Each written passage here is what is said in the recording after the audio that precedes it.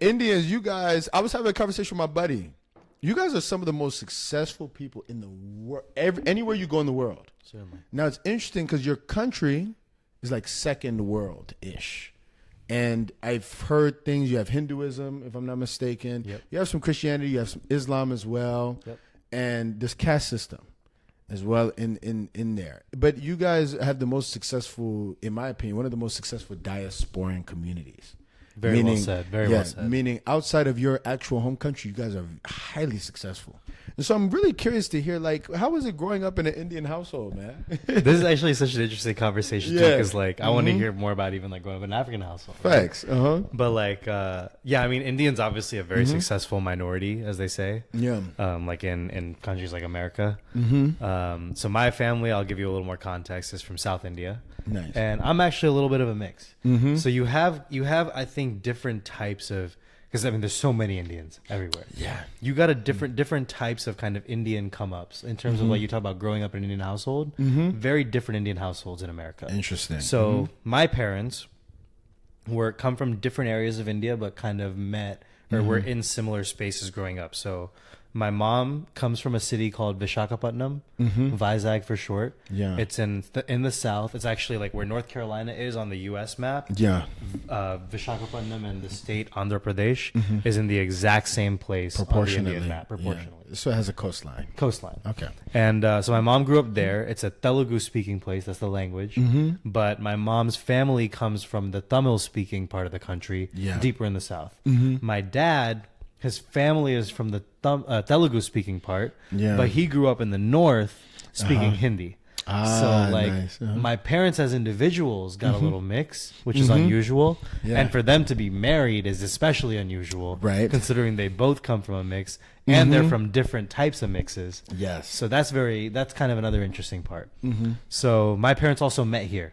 Not an arranged marriage. Yeah. I do know people in like our generation who are both. Some people, their parents met in the U.S. Or met back in India. Some people, it was arranged marriages in India or here. And that, I think, leads itself to like very different dynamics, genuinely. Of course. And I've learned that over time. Because growing up, I didn't have the most Indian friends. Yeah. I was just more friends with just like kind of everybody. But like nowadays, as I've started to like understand it more, as I have more friends, like Indian friends and whoever, but just started to understand the dynamics more. It's really interesting. Like for me, love in the household was a normal thing. Like my parents were not the most affectionate. My dad's he's still an Indian man. Yeah. Like coming from where he came from, like rural India, like not the most affectionate guy. But you do see like love, especially even like towards the kids, expressed consistently. Whereas like I know, like friends and whatnot that come from arranged marriage households where it's not like that.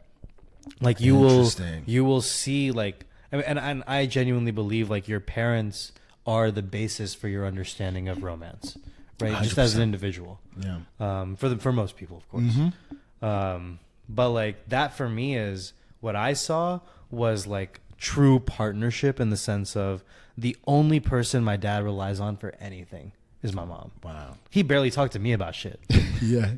But like my mom, like she'll rely a little bit on like myself and my sister, but truly the only person that she knows like she has always through everything is my dad.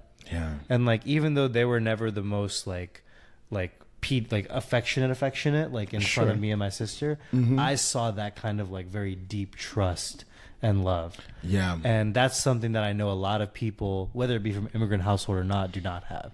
So I feel very privileged to have seen that. But what I also saw is sacrifice. So, I mentioned briefly earlier, but my parents built their entire lives around their kids before they even had us. So my parents actually met in Jersey, got married, and were in Raleigh initially, and they moved to St. Louis so my dad could do his MBA. Yeah. But they always planned to raise kids in Charlotte because they wanted to have, and this is when they were living in Raleigh, but they planned to raise kids in Charlotte because they wanted to have access to the North Carolina schools. Of course. The like UNC, NC State. Dukes. Yeah. And that for me, like when I think about that, like now at age 25, so intentional as an adult, where like I'm like I want to make decisions every day based on what I want to do, right? Because I got money, I can do what I want to do, I can travel. Like to think about that, because my mother got married at like 27 or something, maybe younger. I don't want to do the math right now. But like for her to be making that decision before she's even conceived children, to me is such an immense level of sacrifice that I can't even really begin to understand truly what it like does to you as a person, because I simply like at this point in my life will not make that kind of sacrifice. Go ahead. Yeah. So yeah, I just say like for immigrant parents, like, and that kind of fills me with a sense of gratitude, but also like the mission that I was talking about earlier, where like you have a mission now to put on for your people, but also the people after you, because I see what's been done for me as the person after, right? The previous. So like that's really an obligation. That is so well put. You really summarize, I think, a lot of aspects of the immigrant upbringing in the States. And it's interesting to hear you talk about maybe a contrast you might have had to other immigrants, because you really saw a lot of affection. I can speak to my experience, and it's a stereotypes amongst African first generation born here in the States that like, oh yeah, our parents aren't the most loving, or at least they don't show affection the same way. Yeah. And I think it's so interesting, like you talk about how intentional it is though. Even my parents, I see that too. I see the intentionality, because people who come here from another country, if it's a developing country, they usually naturally are very intentional. Like, I'm coming here for better opportunities, not just for myself, but for my children because of whatever upbringing they had, which makes things interesting. But then I find it another part interesting, which is the effect of being in a developed country. So like when you're born here, right, and you're raised in that household, you see, and they also see over time, a different type of life entirely. I notice in American culture, family is a centric thing, but not in the same way as immigrants. Immigrants hold family like, you know, like it's like everything. You know what I'm saying? Yeah. Like my mom, she'll tell me she's on the phone with so-and-so all day. The family group chats that I see on WhatsApp, they're talking all day. And I'm like, wow.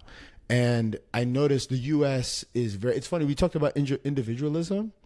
I've seen a lot of people from different ethnic backgrounds, it's more community oriented, right? It's about what grandparent is doing, what parents are doing, cousins, uncles, aunties. Because the U.S., and I think it's kind of a result of capitalism, it's very individualistic in a sense. So I think as the children, we grew up sort of absorbing that. And so I'm curious, I guess, with the household you grew up in, did you see your parents having been here in the States so long, has it changed the way they look at things?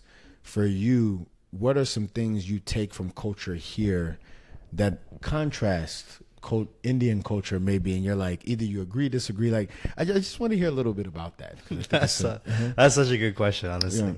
I definitely see my parents change. Right. I will say in a lot of ways. One thing that I'm really proud of is I've seen my parents grow like professionally, financially, of course, over time. And I didn't really understand it when I was younger as a kid.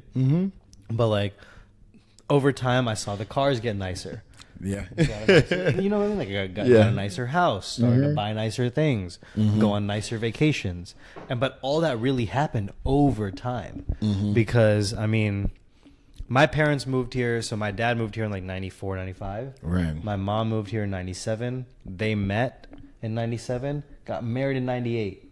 Wow. Yeah, they ain't waste no time. That's a quick turnaround. They ain't waste no time. They knew what it was. Yeah. And then I was born in 2000. Yes. Right? So like when I think about it, I turned 10 in 2010. Yes. My mother had been here for 12, 13 years. At that point, like most of her life was still previously in India. Yeah. Like she was still growing into who she was. I mean, my mom must have been like 27 or something when she had me. Yeah. Like late 20s probably. Nowhere near 30. I'm 25. Yeah. In 2 years, I'll have grown a lot from where I am now. But will I be in a position where I'm like, oh, like I'm starting a family? Not necessarily, but that's like a different kind of level of understanding of, you know, who you are as a person and a different set of goals. So hold on, I want to get back to the root of your question. I think you're getting to it though, because you're